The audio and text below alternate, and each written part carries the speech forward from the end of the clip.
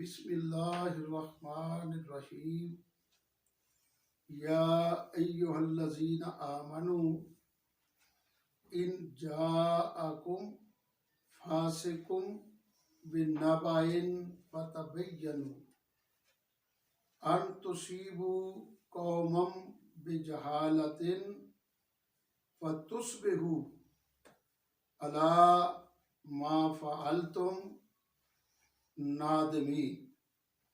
صدق اللہ العظیم۔ اللہم صلی علی محمد وعلی آلہ وعطرتہ بعدد کل معلوم لک۔ الصلاۃ والسلام علیک یا رسول اللہ وعلی آلک واصحابک یا حبیب اللہ۔ اللہ پاک کی پیاری کتاب قرآن مجید فرقان حمید، اس کے اندر سورہ حجرات آیت نمبر 6 جس کی تلاوت دا شرف حاصل کیتا امام اہل سنت اعلی حضرت اس کا ترجمہ فرماندے نے، اے ایمان والو، اگر کوئی فاسق تمہارے پاس کوئی خبر لائے تو تحقیق کر لو کہ کہیں کسی قوم کو انجانے میں ایذا نہ دے بیٹھو اور پھر اپنے کیے پر پچھتاتے رہ جاؤ۔ آیہ کریمہ اور اس کا ترجمہ،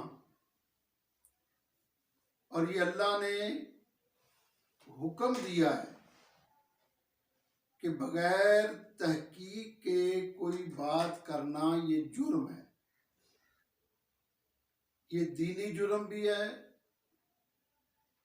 مذہبی جرم بھی ہے اور اخلاقی جرم بھی ہے۔ آج کل سوشل میڈیا کا دور ہے، جو کسی کے منہ میں آتی ہے وہ کہے چلا جاتا ہے، بغیر کسی تحقیق کے اور بغیر جس پر الزام ہے اس کے پوچھے۔ چلیں، یہ ہر ایک کی اپنی اپنی اقدار ہیں اور ان کی اخلاقیات اس بات کی اجازت دیتی ہے تو وہ یہ کرتے رہتے ہیں۔ آج کل سوشل میڈیا پر میرے حوالے سے کئی مہینوں سے خبر چلی آ رہی ہے کہ اس بندے نے سیدنا امیر المومنین حضرت ابو بکر صدیق کے متعلق گستاخی کی ہے، جو در حقیقت ان کے گندے ذہنوں کی اختراع ہے۔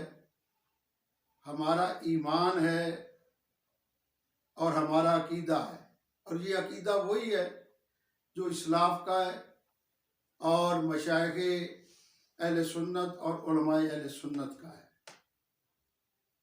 ہم سیدنا حضرت ابو بکر صدیق رضی اللہ تعالی عنہ کو خلیفہ بلا فصل مانتے ہیں، اور الحمدللہ یہ بات جو میں کر رہا ہوں یہ وہی بات ہے جو اندر سے ہے اور باہر سے ہے۔ قرآن میرے سامنے ہے، میرا کام ہے بتانا،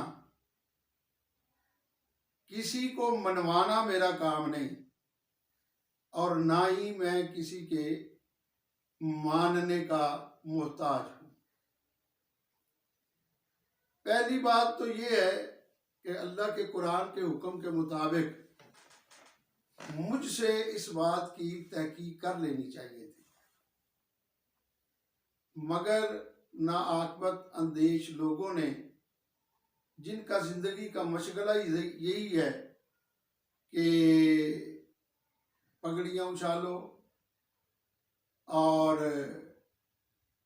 ناچو گاؤ اور کسی پہ بہتان ترازی کرو، اسلام نے اس کی بہت بڑی ممانعت کی ہے، اور دین اسلام میں اس کی اجازت نہیں، اللہ کا حکم بھی اس میں آ گیا۔ اور نبی کریم صلی اللہ علیہ وسلم کے فرامین کی روشنی میں اگر دیکھا جائے تو یہ کبائر گناہوں میں سے ہے، چھوٹا گناہ نہیں، کسی پہ تہمت لگانا، کسی کی بلا وجہ ہرزہ سرائی کرنا۔ جہاں تک عقیدے کا تعلق ہے، ہمارا عقیدہ وہی ہے، بندہ پروردگارم امت احمد نبی، دوست دارم چار یارم تابع اولاد علی، مذہب حنفی دارم ملت حضرت خلیل، خاک پائے غوث اعظم زیر سایہ ہر ولی۔ یہی ہمارا عقیدہ ہے، اور یہی ہم اللہ اور اس کے رسول کو حاضر ناظر جان کے اسی عقیدے کی تشہیر بھی کرتے ہیں۔ الحمدللہ ہمارا آستانہ علیہ اویسیہ، جس پہ ہم نے پانچوں خلفاء کے امیر المومنین اور خلیفہ لکھ کے ان کے ناموں کی بڑی بڑی تختیاں یہاں پہ لگائی ہیں، کندہ کی ہوئی ہیں، اس میں کسی کو کوئی شک نہیں۔ ایام خلفائے راشدین بڑے اہتمام کے ساتھ ہم مناتے ہیں، اور ہماری زندگی کا پہلا حصہ بھی لوگوں کے سامنے ہے، اور آج بھی ایک کھلی کتاب کی طرح سامنے ہے۔ تو جو لوگ ذاتی مفادات کے لیے اور ذاتی انا کی وجہ سے اس بات پہ تہمت لگاتے ہیں، میں الحمدللہ اللہ اور اس کے رسول کی نظر میں اس سے بری ذمہ ہوں۔ آگے چل کے میں بات کروں گا کہ اس کی اصل وجوہات کیا ہیں۔ وہ جو ایک جملہ میرا منظر پہ لا کے اور تقریر کو کان چھان کر کے ہارس ٹریڈنگ سے مراد واللہ خلفائے راشدین نہیں تھے، اور وہ کہنا تو میرے نزدیک کہنا تو بڑی دور کی بات ہے، اس کے متعلق سوچنا بھی میرے نزدیک گناہ ہے اور دائرہ اسلام سے خارج ہونا ہے۔ وہ بات جنرلی تھی کہ ادوار آئے، ہر دور میں ہارس ٹریڈنگ ہوتی رہی، اور اس کے نتیجے میں حق چھپ گیا، باطل چھا گیا۔ اگر ہم اپنی سوچ اور فکر کو اور اپنے نظریے کو دوسروں پر مسلط کرنے کی کوشش نہ کرتے تو آج اسلام کا کوئی اور رنگ ہوتا۔ مگر کچھ ناعاقبت اندیش لوگوں نے اپنے ذاتی مفادات حاصل کرنے کے لیے اور مجھے بدنام کرنے کے لیے اور میری عزت کو گھٹانے کے لیے اس کو خلفائے راشدین سے جوڑ دیا۔ لیکن ایک بات ضرور ہے، وَتُعِزُّ مَن تَشَاءُ وَتُذِلُّ مَن تَشَاءُ بِیَدِکَ الْخَیرُ، یہ اللہ کے ہاتھ میں ہے۔ یہ لوگ جتنا بھی سوچے، یہ بات میں پہلے بھی کر سکتا تھا، مگر میں نے کہا ان بچوں کو کیا جواب دینا ہے۔ یہ بچے شغل کر رہے ہیں، چلو 4 دن یہ شغل کر لیں، اپنے اور بیگانے کی پہچان بھی ہو جائے۔ مگر جب اس مسئلے کو، ذاتی مسئلے کو مسلک کا مسئلہ بنایا گیا، مذہب کا مسئلہ بنانے کی ناکام کوشش کی گئی، تو آج مجھے بولنا پڑا کہ یہ اپنی ذاتی لڑائیاں مذہب کو آگے رکھ کے نہ کریں۔ اگر آپ میں اتنی ہمت نہیں، جرت نہیں مجھے فیس کرنے کی، تو پھر چھپ چھپ کر وار نہ کریں، آپ بہادر بنیں، اپنے میں حوصلہ پیدا کریں۔ میرے پاس آئے ہیں علماء، اکثر آتے رہتے ہیں، اتنی بھی خرافات ہیں، یہ صرف چھوٹے طبقے میں ہے۔ کسی بڑے کی آپ نے ویڈیو یا کسی کا پیغام نہیں دیکھا ہوگا۔ یہ وہ لوگ ہیں جو شہرت چاہتے ہیں، سستی شہرت، اور چاہتے ہیں کہ ہم یہاں اس کے ساتھ کوئی پنگا لیں گے تو ہمیں شہرت ملے گی۔ بھائی شہرت کے اور بھی بڑے طریقے ہیں۔ آپ میں اگر اتنی دینی اور اخلاقی جرت ہے تو آپ میرے سامنے آتے، مجھے فیس کرتے، مجھ سے پوچھتے، میں الحمدللہ اپنا عقیدہ ظاہر کرنے کے لیے، اپنا عقیدہ آپ کو دینے کے لیے میں ہر وقت تیار ہوں۔ میرے پاس علماء کرام تشریف لائے، انہوں نے اصل حقائق جانے، سوالات کیے، اور جب میں نے ان کو اپنا مدعا بیان کیا اور میں نے اس مسئلے پر ان کو ذہنی طور پہ سیٹسفائی کیا، تو انہوں نے کہا کہ جی ہم اس بات پہ مطمئن ہیں۔ تو بھئی اگر آپ میں بھی اخلاقی جرت تھی تو آپ آتے، بغیر کسی سوچے سمجھے، بغیر کسی تحقیق کے۔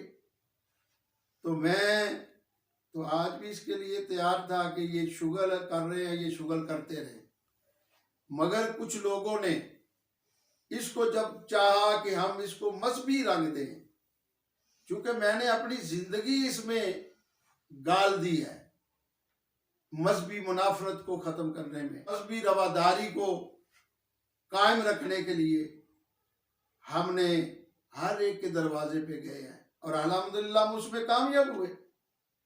بڑی بڑی باتیں جو تھی، جنہوں نے کئی سالوں سے نہیں کی، ہم نے میلاد کے جلسے کروا دیے، ان سے درباروں پہ حاضری دلوا دی، بات ہوئی ہماری بالکل بالمشافہ ان کے بڑے لیڈران سے کہ یہ کلمہ نجائز ہے جو آپ بولتے ہیں اذان میں، خلیفہ تو بلا فصل، آپ خلافت پر نہ دھیان دیں، آپ امامت کی طرف رہے۔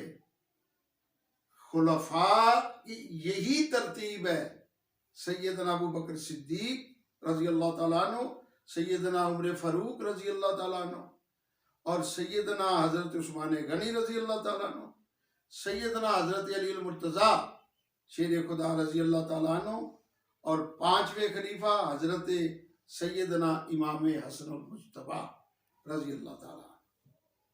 اور ہم نے یہ بات منوائی ہے، قائل کیا ہے، یار جو بندہ مسلک کے لیے یہ خدمات دوسروں کو قریب کرنے کے لیے، دین کی بقا کے لیے، اسلام کی بقا کے لیے، ملک پاکستان کے استحکام کے لیے یہ کوشش کرتا ہے، جو غیروں کو قریب کرنا چاہتا ہے وہ کس طرح اپنوں کو دور کرے گا، کس طرح وہ ایسا مسئلہ اٹھائے گا جس میں امت میں نفاق پیدا ہو۔ بھئی ہم تو اتحاد والے ہیں، ہم قریب کرنے والے ہیں، ہم اپنے بزرگان کے نقش قدم پہ چلنے والے ہیں۔ جو کام ہمارے بزرگان نے کیا، ہم نے آج تک اس کام کو زندہ رکھا ہے۔ ہم بکے نہیں، ہم جھکے نہیں، ہم نے اپنے نظریات کو منوایا ہے، کسی کے نظریے کو نہیں مانا۔ تو لہٰذا یہ جو معاملہ سیدنا صدیق اکبر رضی اللہ تعالیٰ عنہ کا، اور ان کی شان پہ میرے بڑے کلپس ہیں، یہ اپنی ذاتی مفاد حاصل کرنے کے لیے ان ہستیوں کو جو درمیان میں لایا جا رہا ہے، برائے مہربانی اس کی نہ قرآن اجازت دیتا ہے، نہ شریعت اجازت دیتی ہے، نہ اخلاق اجازت دیتا ہے۔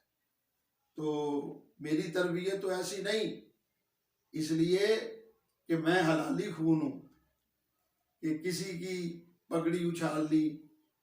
میں تو آج بھی نہ بولتا اگر اس کو مذہبی رنگ نہ دیا جاتا، میری ذات تک ہوتا تو کوئی بات نہیں، جو کہتا ہے کہتا رہے۔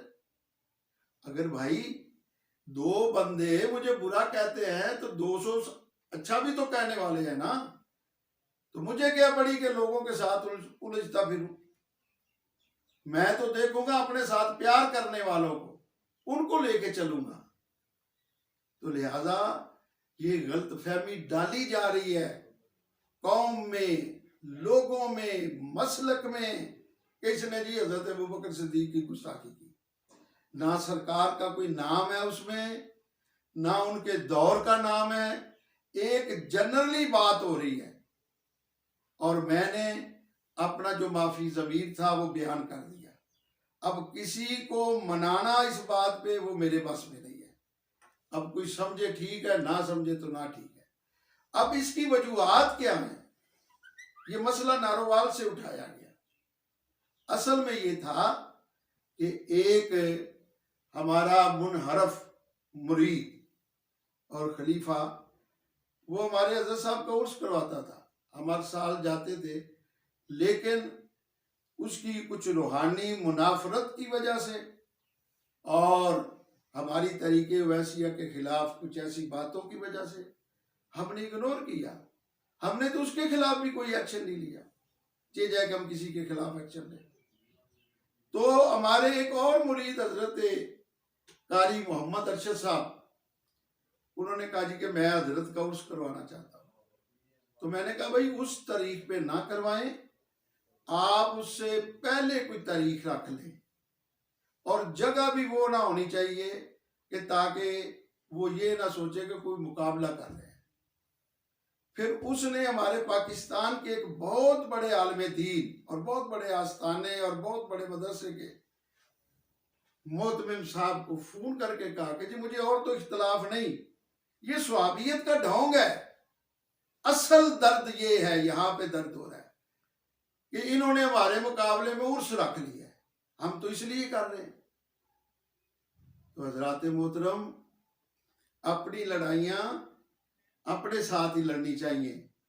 اس میں جو ہماری شخصیات ہیں، جو ہمارے بزرگان ہیں، جو ہمارے اسلاف ہیں، اللہ کے بندو، میں تو برملا یہ بات کہتا ہوں غیروں کے سٹیجوں پر کہ اگر خلفائے راشدین کے دور کو اسلام سے نکال دو تو باقی اسلام میں بچتا ہی کچھ نہیں، اور تم ہمیں کہتے ہو کہ جی آپ توہین کر رہے ہیں۔ اصل مسئلہ ان کی ذات کو یہ ہے، کیونکہ وہاں نارووال میں ایک گروپ ہے جو گروپ خود کو کہتا ہے کہ ہم تھے گروپ ہے، تھے۔ اب تھے اس زبان میں یہی میں سمجھاؤں کہ ہم لوگوں کی عزتیں اڑانے والے، بےعزتیاں کرنے والے، تو وہ کہتے ہیں جی ہم جس کو چاہیں اس کو تھے کر سکتے ہیں۔ بڑے بڑے مولویوں کو ہم نے تھے کیا، بڑے بڑے پیروں کو تھے کیا، ہم نے تب جان چھوڑی جب انہوں نے ہمارے قدموں کو ہاتھ لگایا۔ تو بھائی یہ ہر کوئی ایک جیسا نہیں ہوتا، ہمیں شہرت سے زیادہ، عزت سے زیادہ اپنا عقیدہ عزیز ہے، ہمیں عزت اور شہرت سے زیادہ محبت رسول اور محبت اہل بیت عزیز ہے۔ ہاں البتہ اس پہ کوئی آنچ آئے گی، حرف آئے گا تو ہم سینہ تان کے تم سب کے سامنے کھڑے ہو گے۔ یہ جھوٹ بولتے ہو لوگوں کے سامنے، مسئلہ صحابیت کو آگے لے کے آتے ہو، اور یہ جس نے مسئلہ یہ اٹھایا ہے نارووال کی سرزمین سے، یہ تھے گروپ، وہ مولوی تبسم اور وہ مولوی یعقوب رضوی، ان سب کو میرے عقائد کا بھی پتہ ہے، میرے نظریات کا بھی پتہ ہے، صرف اس لیے کہ چونکہ جو کوئی کرے ہماری اجازت سے کرے، اور نہ کرے تو ہم اس کو بیعزت کریں، اس کے وہ ہمارے قدموں کو ہاتھ لگائیں۔ کس کس پیر کی انہوں نے پگڑیاں نہیں اچھالی وہاں آپ کی سرزمین میں؟ کس کس عالم دین کی پگڑیاں نہیں اچھالی؟ ہم نے تو ساری زندگی مشائخ کی عزت کی ہے، ہم نے ساری زندگی علماء کی جوتے سیدھے کی ہے، ہم نے احترام کیا ہے، ہم نے اپنی جگہ چھوڑ کے ان کو جگہ دی ہے، چاہے وہ ہم سے چھوٹا ہے۔ ہم تو ہر ایک کو احترام دینے کے قائل ہیں، ہم کسی کو بے عزت کرنے کے قائل نہیں، مگر ہم بھی سب کچھ کہہ سکتے ہیں۔ اور واللہ میں نے آج تک کوئی ایک دو بندہ نہیں، ہزاروں میں اس بات سے روکا ہوا ہے کہ بیٹے ہمارا مقصد جوڑنا ہے، توڑنا نہیں. لہذا کوئی اگر بکواس کرتا ہے تو اعلیٰ حضرت نے بھی کہا تھا نا، جو تہمت لگاتا ہے اگر تو اس میں ہے تو ٹھیک ہے، اگر نہیں تو وہ بندہ دین سے خارج ہے. کم از کم یار اعلیٰ حضرت کی بات ہی مان لو. لہذا ہم جو بھی بات کریں گے اخلاقیات کے دائرے میں کریں گے. اور میں پھر یہ دوبارہ کہنا چاہتا ہوں، اگر آپ کو میری ذات سے، میری شہرت سے کوئی مسئلہ ہے تو میرے سامنے بیٹھ کے بات کریں، حوصلہ پیدا کریں. اس طرح کے نہ کریں کہ جناب سٹیجوں پہ آپ کھڑے ہو کے میرا کیا ہے، مجھے پتا چلا جی کہ وہ مولوی تبسم آپ کے وہ ناروال کے داخلے کی لگوا رہا ہے جی پابندیاں. اور یار میرے پاس ناروال ہے، میں تو بین الاقوامی بندہ ہوں، میرے پاس تو سٹیج ہی بہت کم ہے. میں نہ آؤں گا تو کیا مطلب یہ کہ دنیا سے چلا جاؤں گا، میرے پروگرام ختم ہو جائیں گے. آپ سنبھالیں، اپنا ناروال کو سنبھالیں. مجھے خوشی ہے، کرو کام، کر کے تو دکھاؤ. لہذا ہر بات کو اخلاقیات اور جو طریقہ کار ہے اس کے مطابق کریں، ورنہ دوسرے ہاتھ ہمیں بھی آتے ہیں. السلام علیکم.